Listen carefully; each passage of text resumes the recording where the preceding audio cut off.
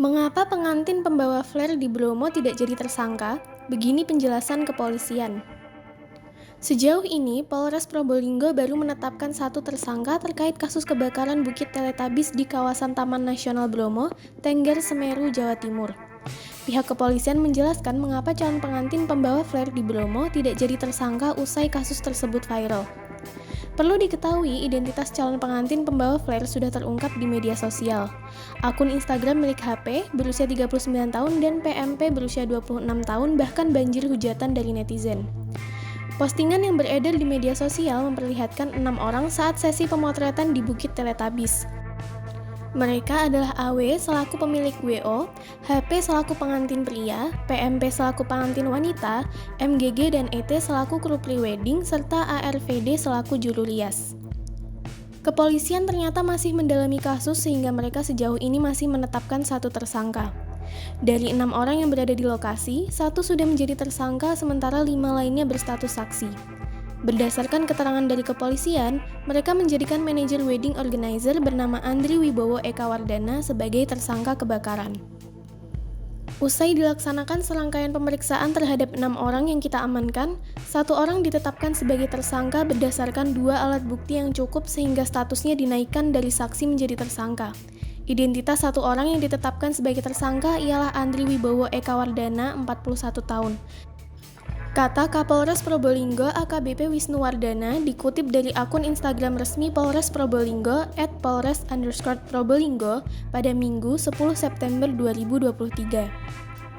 Sebagian besar netizen menilai bahwa calon pengantin yang foto prewedding ikut bersalah atas kebakaran di Bromo. Hingga Senin 11 September 2023, kebakaran di Bromo telah merusak puluhan hektar lahan. Itu membuat publik semakin marah terhadap pasangan calon pengantin tersebut. Meski begitu, tak sedikit netizen menilai bahwa WO adalah pihak yang bersalah sepenuhnya mengingat HP dan PMP hanya klien penerima konsep prewedding. Banyak di media sosial yang bertanya kenapa calon pengantinnya tidak ditetapkan sebagai tersangka juga, ungkap Kapolres Probolinggo AKBP Wisnu dikutip dari Tribata News Polda Jatim Senin 11 September 2023. AKBP Wisnu Wardana menegaskan bahwa saat ini penyidik masih melakukan pendalaman sehingga terhadap saksi masih wajib lapor. Selain kami juga berkoordinasi dengan ahli pidana dan kejaksaan untuk menentukan status terhadap kelimanya, jelas AKBP Wisnu. Lebih lanjut, Kapolres Probolinggo menambahkan bahwa penyidik Satreskrim Polres Probolinggo telah bekerja sesuai standar operasional prosedur atau SOP dan mekanisme kepolisian dalam penanganan perkara kebakaran Bukit Teletabis. Hal itu dikarenakan Karhutla merupakan atensi langsung dari Presiden Republik Indonesia Joko Widodo.